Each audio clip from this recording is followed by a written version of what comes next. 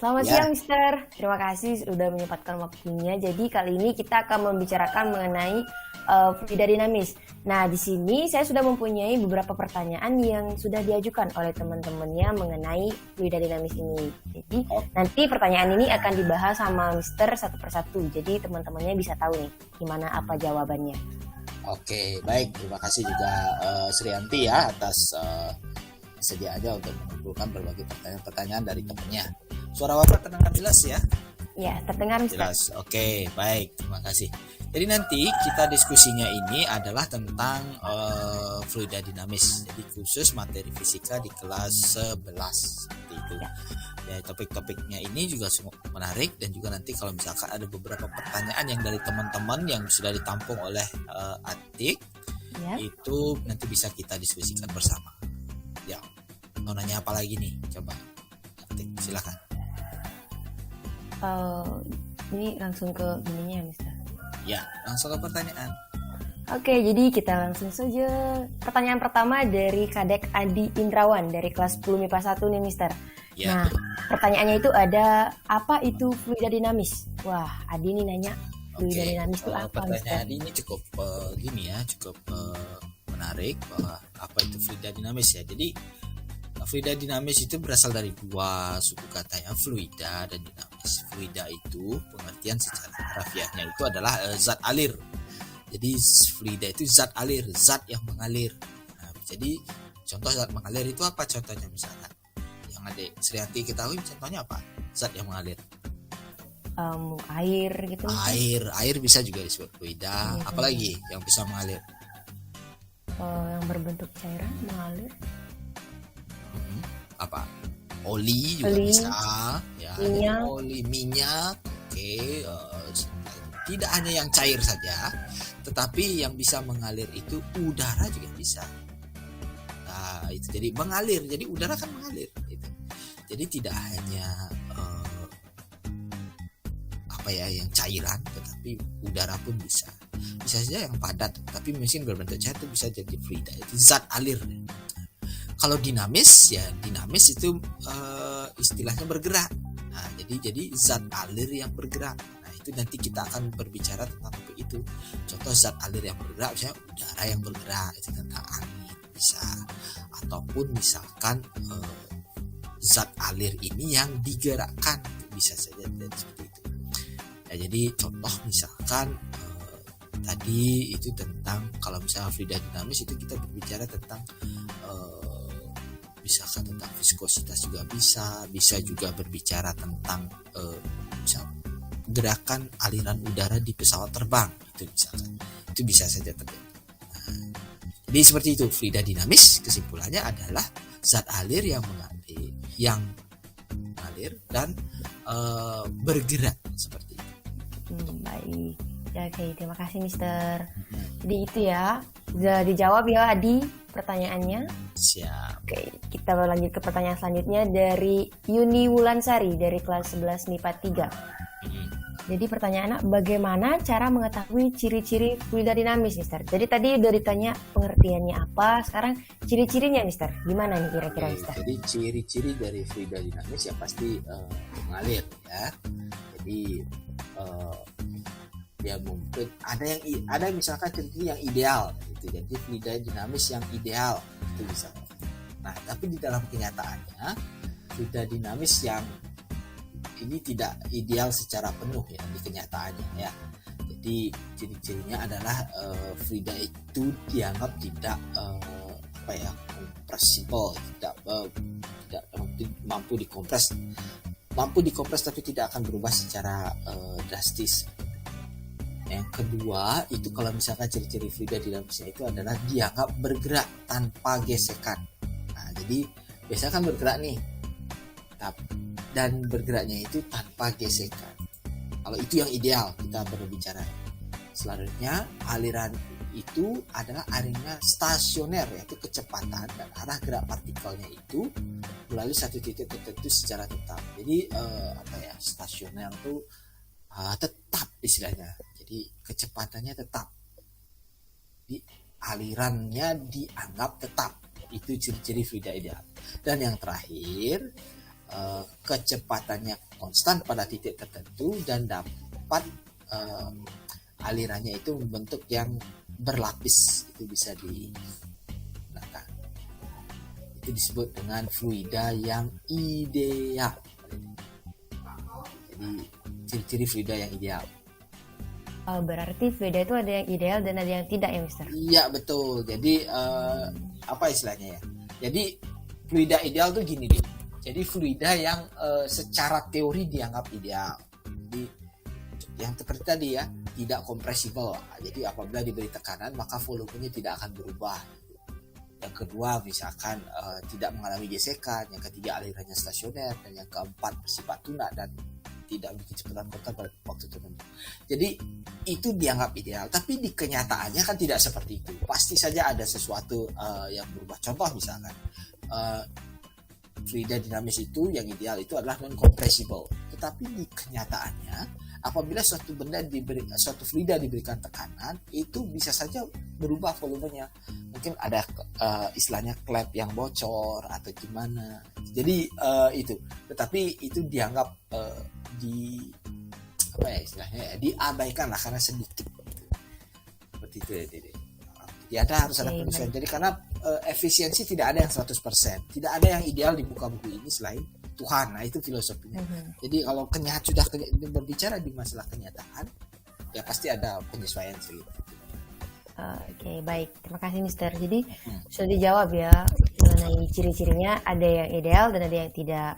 Jadi untuk selanjutnya Luh Sarinadi dari kelas 11 MIPA 3. Jadi pertanyaannya gini, Mister. Apa saja konsep dari fluida dinamis? Konsepnya itu seperti apa ya, Mister? Oke, jadi konsep fluida dinamis itu sebenarnya ada beberapa. Jadi pertama kita akan berbicara banyak mengenai debit. Nah, Adik Srianti sudah pernah debit ya, debit air. Debit air itu merupakan jumlah volume fluida yang mengalir per satuan waktu. Jadi debit itu contoh misalkan mata air di mana ya, kalau di Gianyar itu mata air di Tirta Empul itu berapa debitnya, berapa meter kubik per detik. Nah, jadi kemampuan air itu keluar volumenya per detik itu berapa.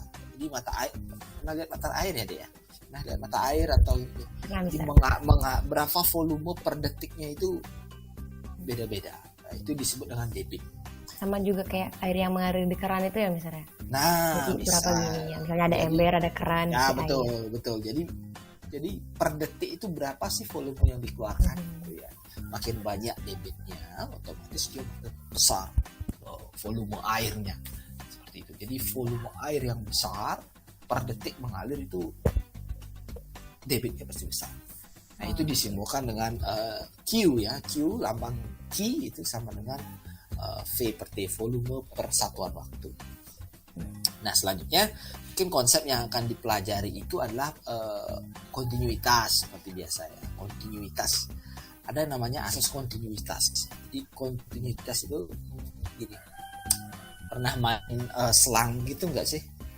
Pernah main selang ya, yang diisi air ya. Pernah nyiram kan? Nah, jadi begitu kita kecilkan volumenya, misalkan apa ya, volume ya, ujung selang itu kan kalau kita pencet ujung volumenya itu sama dengan mengecilkan volume ini. Ya, karena ditekan. Bukan mengecilkan volume, maaf, salah. Itu mengecilkan luas penampang. Nah, begitu kita pencet, maka aliran airnya pasti lebih deras. Nah, begitu kita tidak pencet, pasti lebih lambat aliran airnya. Nah, itu asas kontinuitas di sana. Jadi makin kita kecilkan luas penampang dari aliran selang itu, maka kecepatan airnya akan menjadi lebih besar. Begitu juga sebaliknya, apabila luas penampang dari keran ataupun dari selang itu besar, maka kecepatan aliran air akan menjadi lebih sedikit. Tetapi debit airnya sama. Apa karena tidak ada tekanan ya, Mister? Jadi tekanannya gini, misalnya kan karena luasnya makin besar, jadi tidak, tekanannya juga lemah, jadi airnya nggak sekencang kalau kita tekan gitu, Mister. Atau gimana Kak? Gini. Nah, jadi hati-hati. Makanya ada istilah air tenang menghanyutkan, ada istilah gitu ya. Jadi air yang memiliki yang memiliki luas penampang besar itu tekanannya lebih tinggi daripada kecepatan air yang deras. Jadi gitu. Jadi tekanan air itu sebenarnya lebih tinggi pada aliran yang pada luas penampang yang lebih besar daripada luas penampang yang lebih kecil. Gitu. Jadi pada saat kita mengecilkan luas penampang itu, sebenarnya yang kita kecilkan kan luas penampang, maka yang terjadi adalah kecepatan aliran airnya akan menjadi lebih tinggi. Itu aja sih. Kecepatan aliran air tinggi, tekanannya akan berubah atau menurun seperti itu. Baik, Mister. Jadi makanya ada istilah air tenang menghanyutkan, benar ya, karena tekanannya bisa juga cukup tinggi. Oke. Oke, jadi sudah dijawab ya Dr. Rinaldi untuk mengenai konsep dari fluida dinamis ini. Ada lagi satu yang paling penting. Oke, lagi satu lagi. Yang paling penting itu adalah ini. Jadi inti dari fluida dinamis itu adalah persamaan Bernoulli, adik. Jadi hukum Bernoulli ini yang memiliki landasan hukum kekekalan energi yang dialami pada setiap aliran fluida. Jadi hukum yang satu ini mengatakan jika jumlah tekanan yang merupakan energi kinetik persatuan volume dan juga energi potensial persatuan volume mungkinlah yang tetap pada satu garis arus. Jadi hukum kekekalan energi sih sebenarnya ini di persamaan Bernoulli. Nah, persamaan inilah yang menjadi dasar nanti beberapa fenomena-fenomena alam yang menyangkut fluida dinamis bisa kita jelaskan. Contoh misalkan pesawat terbang, apalagi misalkan tangki yang bocor, keran dan lain sebagainya, itu bisa kita dijelaskan. Ya, seperti itu. Baik, Mister. Jadi mumpung tadi Mister bilang mengenai hukum Bernoulli, jadi ini ada pertanyaan Mister dari Diah Wulansari, kelas 11 MIPA 3. Nah, pertanyaan itu apa yang membedakan hukum kontinuitas dan hukum Bernoulli dalam fluida dinamis, Mister? Yang membedakan kedua hukum ini itu apa, Mister? Oke, jadi gini, hukum kontinuitas itu persamaan kontinuitas ya, bukan hukum ya. Jadi persamaan kontinuitas itu adalah yang menghubungkan antara kecepatan fluida dari suatu tempat ke tempat lainnya sebelum menurunkan fluida. Jadi gini kontinuitas itu adalah kesetaraan debit air sih sebenarnya ya. Jadi persamaan kontinuitas itu merupakan persamaan dari debit air. Gimana ya, kita harus jelaskan sedikit.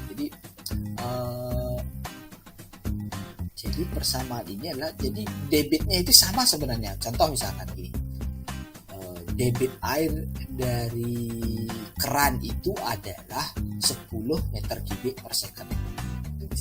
Debit airnya. Pada saat kita pencet, yang 10 meter kubik per second itu tetap, tetapi kecepatannya kita ubah sehingga luasnya itu kita kecilkan. Jadi debit itu sama dengan luas penampang dikali kecepatan. Nah, dengan hal tersebut kita bisa mainkan bahwa dengan kecepatan yang besar maka luas penampangnya harus kecil. Dengan kecepatan besar luas penampangnya harus. Dengan kecepatan yang kecil maka luas penampangnya bisa kita kecilkan. Yang kedua, perbedaannya ini adalah di gini. Kalau kontinuitas itu menggunakan kesetaraan antara debit air, sedangkan persamaan Bernoulli ini merupakan persamaan yang menggunakan hukum kekekalan energi. Jadi beda, lebih kompleks persamaan Bernoulli ya. Tapi fungsinya memang juga berbeda seperti itu. Oke, baik Mister. Terima kasih Mister. Nah, mumpung bahas tentang hukum Bernoulli juga Mister. Jadi ini ada yang bertanya dari Madi Mulyani, kelas MIPA 11 MIPA 1 mengenai bagaimana penerapan konsep hukum Bernoulli pada kehidupan sehari-harinya. Jadi konsep dari penerapan hukum ini gimana, Mister? Oke, jadi penerapan dari hukum Bernoulli ini konsepnya ini banyak. Ada yang di keran, ada juga yang di pesawat terbang, ya. Jadi sekarang misalkan kita lihat Bernoulli ya, kehidupan sehari-hari. Jadi banyak nih. Contohnya yang paling kentara adalah di sayap pesawat terbang. Jadi ya, jadi kayak angkat pesawat terbang ini. Jadi kalau pesawat terbang ini itu bisa terangkat ke atas karena ada sayapnya ya.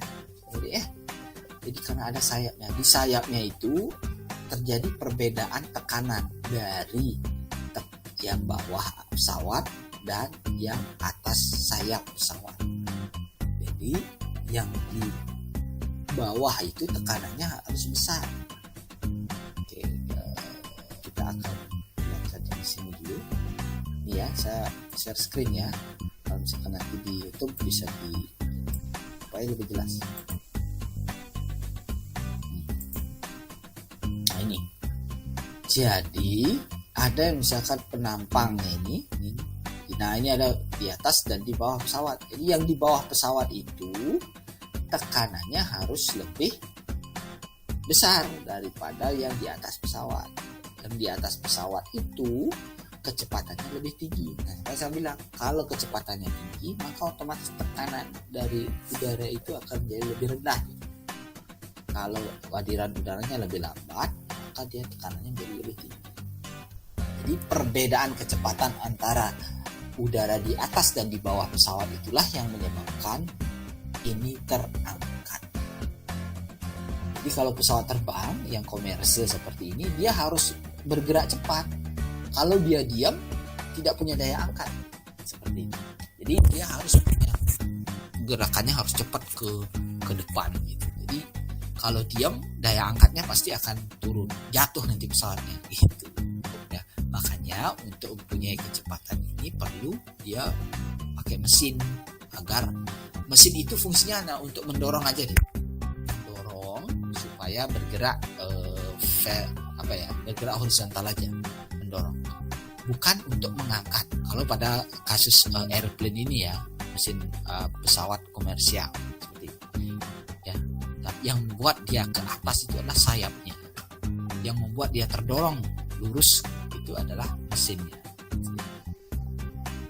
Jadi itu penerapannya. Ada juga yang lagi penerapan pada cerobong asap juga bisa ya, selanjutnya juga pada selang air seperti itu. Oke, baik Mister.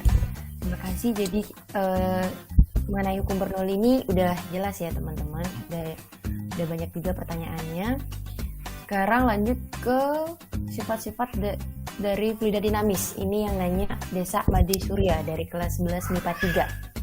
Jadi sifat-sifat fluida dinamis itu bagaimana ya Mister? Ya, jadi hampir sama kayak tadi pertanyaannya, yang ciri-ciri fluida dinamis ya. Jadi sifat-sifat fluida dinamis itu adalah non-compressible. Tadi itu non-compressible, tidak ada gaya gesekan, jadi tidak terjadi turbulensi istilahnya. Ya, jadi pada atau disebut dengan adanya pusaran. Tidak ada turbulensi. Yang keempat itu tidak memiliki kecepatan yang konstan terhadap angular. Jadi bersifat tunak istilahnya.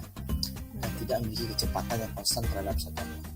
Itu 4 ciri-ciri dari fluida dinamis itu biasa. Oke, baik Mister, terima kasih. Jadi tadi ciri-cirinya udah dijelaskan dari awal juga udah sempat dijelasin sama Misternya. Oke, yang selanjutnya ada pertanyaan dari Putu Ari Asriani, kelas 11 MIPA 3. Wah, MIPA 3 banyak yang nanya nih ya. Pertanyaannya ada, apa perbedaan fluida statis dan fluida dinamis, Mister? Nah, ya. Perbedaannya dari kedua. Fluida statis dan fluida dinamis itu ya udah aja, fluida kan sama-sama fluida. Kalau yang statis ya diam, kita belajar tentang fluida yang diam. Istilahnya yang dinamis ya yang bergerak. Contoh yang bergerak tadi adalah aliran udara di atas dan di bawah pesawat, itu kita belajar.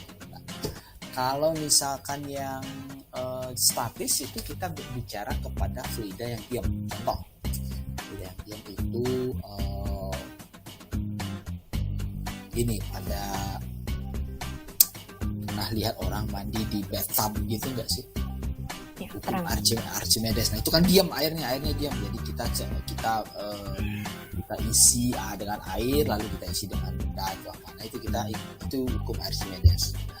Nah, setelah itu contohnya lagi adalah fluida yang diam itu misalkan ya daya angkat begini, daya angkat dari hidrolik gitu tuh. Ya tahu. Ya, jadi kalau kalian pernah lihat di cuci mobil itu biasanya mobilnya itu diangkat pakai hidrolik itu. Itu nggak mungkin kalau orang itu ini nggak mungkin ya, 4 orang itu pun belum bisa, berat itu. Nah, itu dengan fluidanya itu ya tenaganya cukup kecil ya. Pakai angin bisa, pakai oli juga bisa. Biasanya pakai oli ya di dalamnya itu. Tapi dengan sekali tekan sudah terangkat dengan mudah. Nah, itu biasanya menggunakan mekanisme fluida di statik itu hukum ini, jadi pakai hukum Pascal. Di fluida statik itu ada 2, yaitu hukum Archimedes, hukum Pascal. Di sana 2 dipelajari. Sedangkan di fluida dinamis itu mau dipelajari itu kontinuitas, yang tadi debit air, selanjutnya hukum Bernoulli. Nah, itu yang dipelajari lah. Seperti itu. Baik, Mister. Terima kasih. Jadi sudah dijelaskan sama Misternya mengenai perbedaan dari fluida dinamis dan fluida statis. Selanjutnya ada dari Lisa Maheni, kelas 11 MIPA 3. Apakah masalah dari penyelesaian dinamika fluida melibatkan perhitungan banyak properti dari fluida, Mister? Oke, coba diulang kembali. Tadi sempat macet. Oke, jadi pertanyaannya itu, apakah masalah dari penyelesaian dinamika fluida melibatkan perhitungan banyak properti dari fluida tersebut, Mister? Jadi, apakah masalah itu melibatkan banyak perhitungan dari fluida itu sendiri? Oke, ini pertanyaannya cukup gini ya. Apakah masalah? Saya ulang sekali lagi pelan-pelan ya, pelan-pelan. Ya, emang agak gini, Mister, pertanyaannya. Apakah masalah dari penyelesaian dinamika fluida melibatkan perhitungan banyak properti dari fluida? Ya mungkin yang dimaksud kalau saya tidak salah tangkap ya, jadi melibatkan perhitungan permasalahan dari fluida itu melibatkan perhitungan pada properti. Ya, jadi banyak ya. Jadi contohnya bisa yang ikut itu sifat-sifatnya mungkin yang dimaksud ya, kekentalannya, terus apa ya lagi, massa jenisnya, seperti itu ya, mungkin yang itu yang dimaksud. Ya, kalau kita berbicara masalah viskositas itu kekentalan yang dimaksud itu dipelajari di fluida statis kalau tidak salah ya. Itu akan berbicara banyak tentang bagaimana propertinya, seperti misalkan tadi massa jenis sangat berpengaruh ya, kalau di kekentalan itu. Jadi kekentalan itu nanti berfungsi di contoh misalkan oli ya, deh ya. Oli itu kekentalannya berbeda-beda. Jadi oli motor, oli mobil itu beda. Jadi massa jenisnya pun berbeda-beda.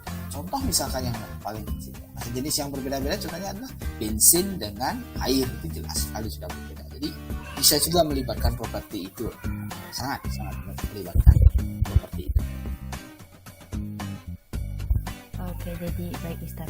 Nah, jadi sekarang ada pertanyaan yang terakhir dari Mirah Marcelina dari kelas 11 MIPA 3. Mengapa fluida ideal selalu mengalir dalam aliran luminer? Jadi, mengapa fluida ideal selalu mengalir dalam aliran luminer? Oke, mengalir melalui aliran apa? Luminer. Oke. Jadi di sini aliran luminer itu luminer apa laminer di sana? Di sini ditulisnya luminer. Jadi istilahnya tanpa turbulensi ya, betul. Jadi laminer sih yang gini ya. Jadi aliran laminer itu adalah aliran fluida yang bergerak dalam kondisi lapisan-lapisan yang bentuk garis dan tidak berpotongan satu sama lain. Tidak terjadi turbulensi. Itu sifat fluida dinamis yang ketiga, tidak terjadi turbulensi. Jadi aliran laminar tuh gini. Jadi nih misalkan, jadi nah ini nih misalkan ya 4 ini aliran 1, aliran 2, aliran 3, aliran 4. Jadi ngalir gitu ya searah gitu. Tidak terdistract gitu semua gitu. Tidak terturbulence, tetapi ada lapisan-lapisannya. Teratur dia ngalir air. Berarti teratur. Teratur lah ya. Jadi aliran air, aliran udaranya teratur, tidak terjadi turbulensi. Turbulensi itu kayak pusaran gitu. Kalau ya jadi kayak bertubrukan antara angin satu dengan angin dua tuh bertubrukan gitu. Jadi alirannya itu tidak teratur ya Mister, banyak Ya, gini kemana-mana gini. Ya bisa kemana-mana atau bertubrukan antara antara angin satu dengan angin yang lain gitu. Jadi itu yang disebut dengan turbulensi. Itu ya aliran laminer gitu. Oke, jadi mengapa fluida ideal selalu mengalir dalam aliran laminer itu? Karena biar teratur ya Mister ya. Iya betul sehingga memudahkan perhitungannya nanti. Gitu. Kalau sudah terjadi turbulensi, maka tidak akan terjadi kayak contohnya tadi adalah daya angkat pesawat tidak akan terjadi. Jadi pesawat itu ya, jadi kalau sudah terjadi turbulensi bahkan dia akan kehilangan daya angkat dari pesawat. Nah, pernah dengar istilah stall ya? Kalau stall itu pesawat itu kalau udah stall itu adalah keadaan di mana pesawat itu tidak mempunyai daya angkat walaupun kecepatannya tinggi karena ada turbulensi di belakangnya, tidak laminer lagi aliran udaranya. Jadi stall itu wah berbahaya, di atas itu udah nggak punya daya angkat, jatuh tidak bisa. Jadi ada ya pasti kalau misalkan jadi pilot pasti udah tahu bagaimana cara agar tidak stall pesawat itu. Gitu. Oke, baik Mister. Nah, jadi tadi dari Mira adalah pertanyaan terakhir untuk pertemuan kali ini Mister. Semuanya sudah Mister jawab dengan jelas. Oke, ya sip. Terima kasih ya Sriyanti. Mungkin Sriyanti punya pertanyaan lain atau apa? Kira-kira masih membingungkan di materi fluida ini.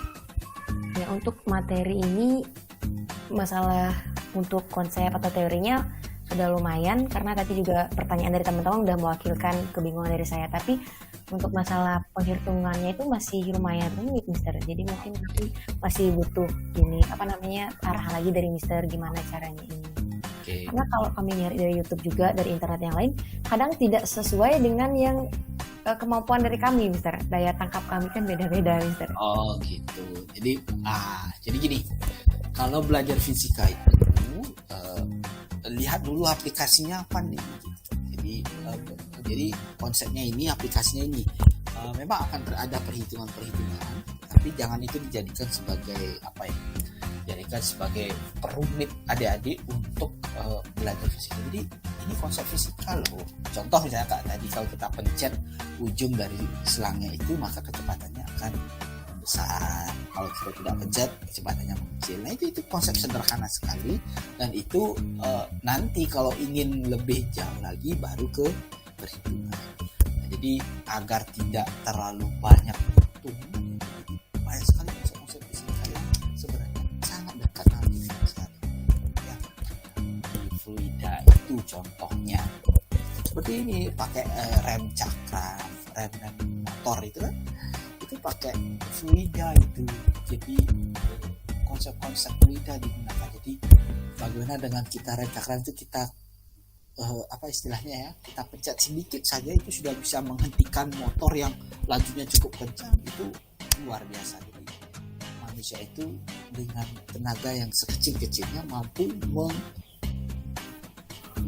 menghentikan laju kendaraan yang cukup besar. Nah itu konsep rem cakram itu adalah digunakan di fluida statis. Baik Mister. Jadi sebaiknya kita memahami teorinya dulu ya. Memahami teori dulu. Masalah hitung-hitungan mungkin belakangan bisa. Ya betul. Baik Mister. Terima kasih Mister untuk hari ini. Oke. Sudah dibantu menjawab pertanyaannya. Ya. Jadi Jadi nanti kalau misalkan ada pertanyaan-pertanyaan lagi, kita tunggu ya pertanyaan-pertanyaan dari teman-teman ya. Jadi fisika yang tersesat, konsep fisika yang tersesat, mari kita luruskan di sini agar bisa menjadi lebih tercerahkan lagi. Seperti itu kita harapkan seperti itu ya. Oke. Ya. Cukup sekian. Terima kasih. Sudah cukup, Mister. Sekian ya. Pertanyaannya juga sudah. Oke, dan sampai jumpa di kegiatan ataupun podcast selanjutnya ya. Mungkin kalau podcast selanjutnya kita bahas tentang apa nih kira-kira? Kalau mau Frida statis khusus boleh, ataupun yang lain ya nanti ya. Kita akan bertemu di fisika terutama kelas 11 nanti di semester 1. Terima kasih dan sampai jumpa. Terima kasih, sampai jumpa.